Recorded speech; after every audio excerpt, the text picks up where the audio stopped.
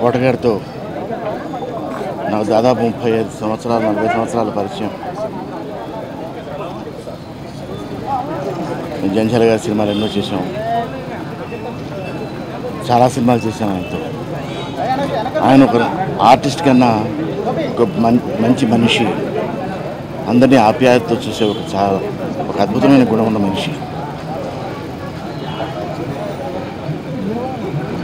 ఎన్ని రోజులు ఆయన చేతి ముద్దలు తిన్నవాడిని. ఈరోజు ఆయన లేరు అన్న మాటని నిజంగా జీర్ణించుకోవడం కష్టమే.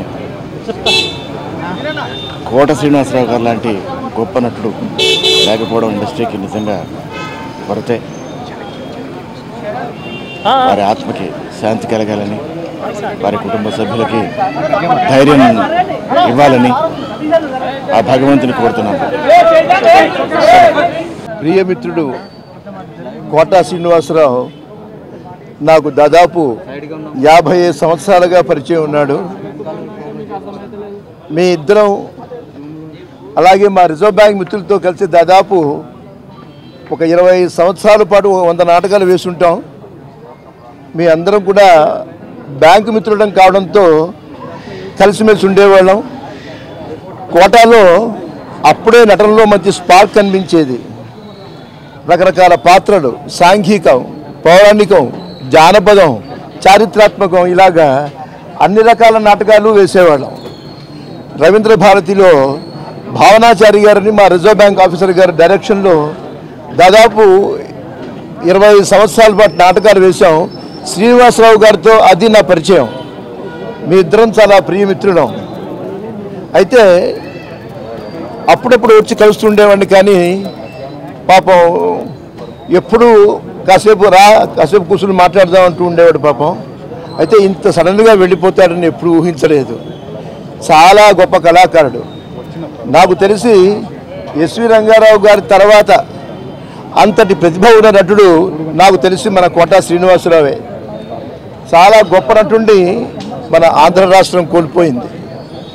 ఏ లోకాల్లో ఉన్నా కూడా మా శ్రీనివాసరావు ఆత్మకి శాంతి కలిగి సద్గతి కలగాలని ఆ భగవంతుని ప్రార్థిస్తూ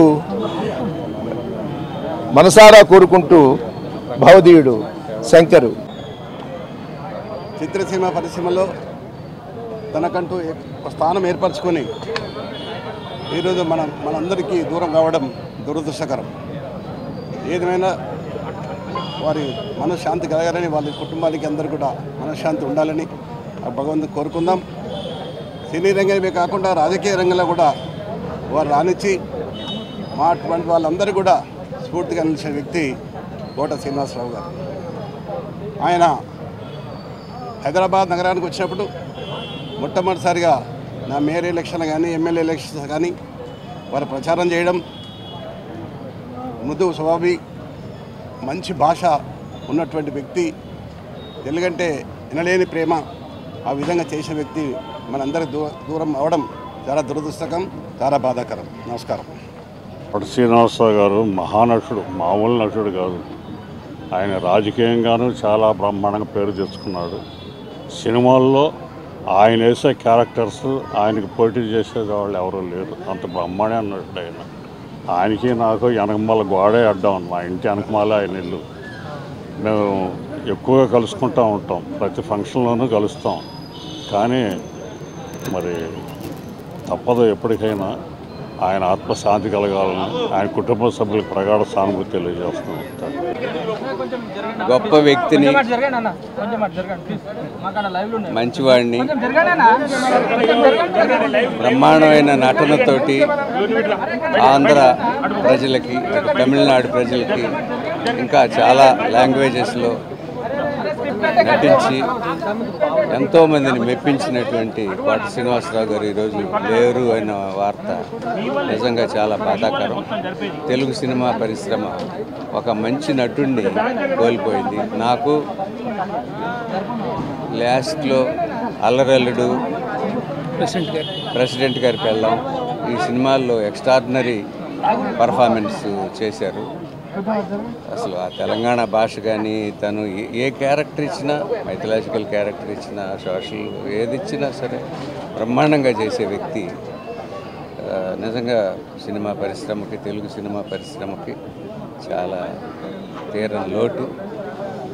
ఆయన భగవంతుడు ఆయన్ని గారు ఒకరు. నేను నా చిన్నతనం నుంచి ఆయనతో నా ఒక్కరికి పరిచయం ఉండడం కాదు, మా నాన్నగారు ఆయన స్టేట్ బ్యాంక్లో పనిచేసేటప్పుడు మా నాన్నగారు రిజర్వ్ బ్యాంక్లో పనిచేసేవారు. దాదాపు ఒక 20 ఏళ్ల పాటు నాన్నగారు కోటగారు కలిసి నాటకాలు వేయడం, వారి స్నేహం అలా కొనసాగిన తర్వాత నేను ఆర్టిస్ట్ని అయిన తర్వాత ఆయనతో చేసిన ఎన్నో సినిమాలు, ఉదాహరణకి లిటిల్ సోల్జర్స్ సినిమాలో అయితే ఆ టైంలో మొత్తం ఆయన నిజంగా నన్ను సొంత కొడుకున్నట్టే చూసుకునేవారు. అసలు ఆయన ఎంత గొప్ప ఆర్టిస్టు అందరికీ తెలిసిందే. చాలామందికి తెలియని విషయం ఏంటంటే చాలా గొప్ప వ్యక్తి ఆయన, చాలా గొప్ప వ్యక్తిత్వం ఉన్న మనిషి. అలాగే సహాయం చేయడం విషయంలో కూడా ఎప్పుడు ముందుండారు అన్నింటిలోనూ. సో ఆయన దగ్గర నటనతో పాటుగా వ్యక్తిగా కూడా ఎలా బతకాలో నేను చాలా నేర్చుకున్నాను. అండ్ తెలుగు భాష అన్నా, తెలుగు వారన్నా ఆయనకు అమితమైన ప్రేమ. అప్పుడప్పుడు ఇక్కడికి వచ్చినప్పుడు ఆయన కలుస్తూ ఉండేవాడిని. బట్ ఇవాళ వారింటికి ఇలా రావడం చాలా చాలా బాధాకరం. భగవంతుడు వారి ఆత్మకి శాంతిని చేకూర్చాలని మనస్ఫూర్తిగా కోరుకుంటున్నాను.